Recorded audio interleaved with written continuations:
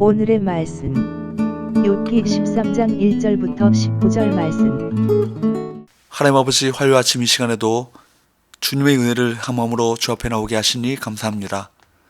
이 시간에도 우리 모두에게 말씀을 통해 하나님의 음성을 들려주옵소서. 예수님의 이름으로 기도합나이다. 아멘. 할렐루야. 성교 성도 여러분, 오늘도 하나님의 은혜와 평강이 가득한 하루가 되시길 축복합니다. 오늘 우리에게 주시는 하나님의 말씀은 욥기 13장 1절에서 19절 말씀입니다. 욥의 친구들은 실패했습니다. 좋은 마음으로 욥을 찾아왔지만 욥에게 안 좋은 소리만 들었던 것이죠. 좋은 마음이 반드시 좋은 위로로 연결되지는 않습니다. 욥의 친구들의 실패를 살펴보면서 어떤 것이 좋은 위로인지, 어떻게 하나님 앞에서 위로를 얻을 수 있을지 생각해 보겠습니다. 1절 2절 나의 눈이 이것을 다 보았고 나의 귀가 이것을 듣고 깨달았느니라. 너희 아는 것을 나도 아노니 너희만 못하지 않으니라. 욥이 반복해서 강조한 것이 있습니다. 너희가 아는 것을 나도 다 알고 있다 라는 것입니다. 우리는 욥의 친구들처럼 나는 알고 너는 모른다는 식의 태도로 다른 이들을 대하곤 합니다. 욥의 인격과 삶은 친구들보다 월등했고 하나님을 향한 마음과 지혜 역시 그들보다 깊고 넓었습니다. 그들은 자신을 몰랐고 그들이 위로해 주려는 친구에 대해서도 몰랐던 것이죠. 이에 그들의 위로는 실패할 수밖에 없었습니다. 4절 5절 너희는 거짓말을 지어내는 자요 다 쓸모없는 의원이니라. 너희가 참으로 잠잠하면 그것이 너희의 지혜일 것이니라. 욥은 친구들 주장의 모순을 지적하고 배척합니다. 그런데도 그들이 마치 자기들만 지혜자들인 것처럼 떠드는 것을 보니 거짓말을 하는 자들과 별반 다르지 않으며 환자를 제대로 치료하는 의사가 아니라 진단도 제대로 못하는 쓸모없는 의사들이라고 비난하고 있습니다. 친구들은 욥을 위로하기 위해 왔지만 욥은 그들의 위로 때문에 도리어 상처를 받았습니다. 그들의 위로는 거짓말이고 그들이 건네는 치유의 말은 아픔을 더 크게 했던 것입니다. 그들은 흔히 말하는 돌팔이였던 것이죠. 그래서 욥은 친구들에게 조용히 입 다물고 있는 것이 차라리 지혜로운 것이니 억지 부리지 말라고 경고합니다.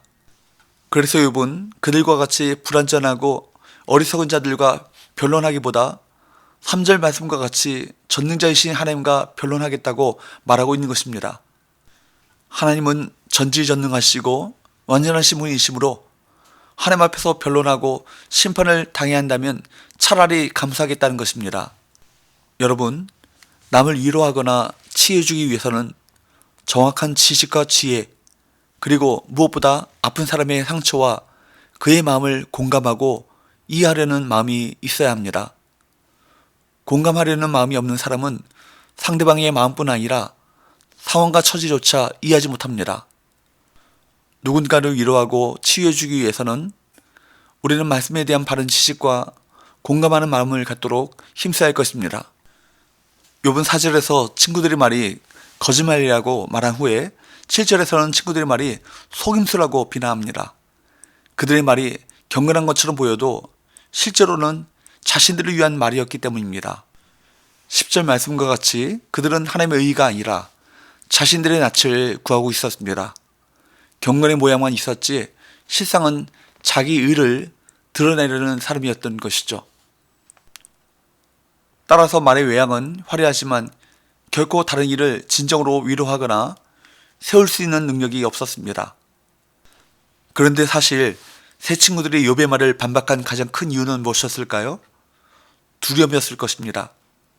자기들보다 의롭고 온전했던 욥에게 이런 재앙이 임했다면 자기들에게도 이런 재앙이 임하지 말라는 법이 없다는 두려움과 욥이 하나님께 계속 항변하는 것을 막지 않으면 또 다른 징계가 임할지 모른다는 두려움 등이 있었을 것입니다.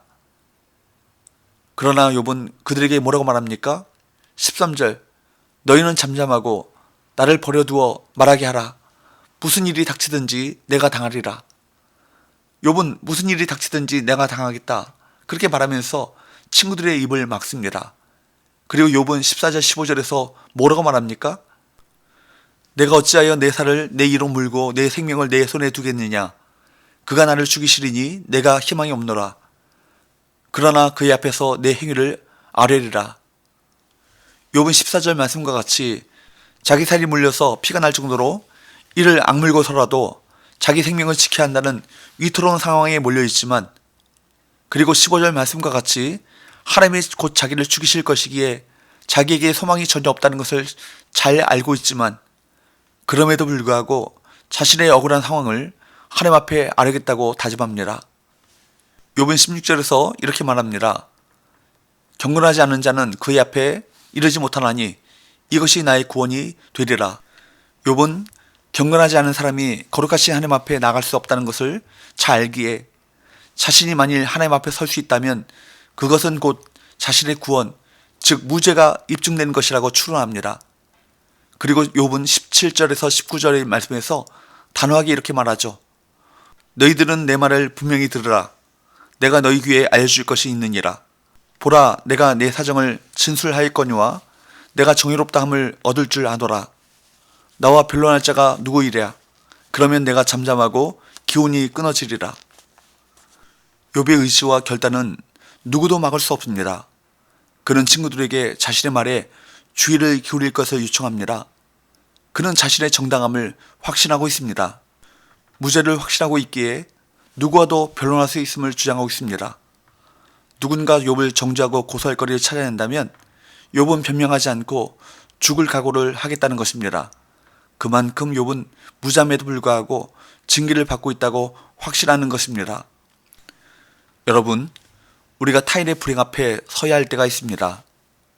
그를 위로해야 하고 어떻게든 낙담하지 않도록 도와야 합니다. 하지만 많은 경우 욥의 친구들처럼 진정한 위로를 전하지 못합니다. 자기 안에 있는 교만과 자기 지혜로 위로보다 상처를 주곤 합니다. 아마 새 친구들처럼 답을 주려고 했기 때문일 것입니다. 자신도 잘 모르는 답을 주기 위해 애쓰지 않았으면 합니다. 심리학 용어로 메시아 신드롬, 구원자 컴플렉스라는 것이 있습니다. 자신이 누구보다 우월한 힘이 있어서 힘든 사람을 구원할 수 있다고 생각하는 것이죠. 이것은 오류입니다. 우리는 어려움에 빠진 누군가를 구원해 줄 수 있고 어려움에 빠진 누군가에게 답을 줄 수 있는 그런 존재가 아닙니다. 착각하지 마십시오. 답은 하나님께서 갖고 계십니다. 우리의 역할은 그 사람이 하나님께 마음을 열도록 만드는 그 역할인 것입니다. 이제 욥은 친구들이 아니라 하나님 앞에 직접 서고자 합니다. 욥은 어떻게 되든 하나님 앞에 서야 그의 삶과 영혼의 문제가 해결될 것을 알았습니다.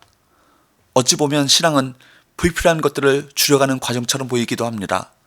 결국 모든 것을 내려놓고 절대자이신 하나님 앞에 홀로 설 수 있는 것이 신앙일 것입니다. 지금 하나님과 나 사이에 있는 것들을 던져버리십시오.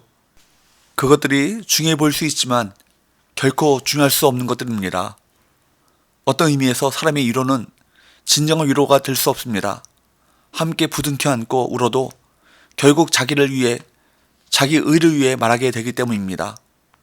먼저 하나님 앞에서 주님의 마음을 품어야 합니다. 그리고 그 주님의 마음으로 상대방을 돕고 세워주어야 합니다. 하지만 그것을 다 가져도 실패할 수 있음을 인지하고 계속 성령님의 도우심을 구하고 하나님의 참된 위로를 간구해야 할 것입니다. 기도합시다. 하나님 아버지, 고난 가운데 처해 있을 때 세상의 방법으로 위로를 얻기보다는 오직 성경을 통해 하나님을 바르게 알고 하나님께서 보내신 예수 그리스도를 믿음으로 참된 위로와 구원을 소망하게 하여 주옵소서. 예수님의 이름으로 기도합나이다. 아멘.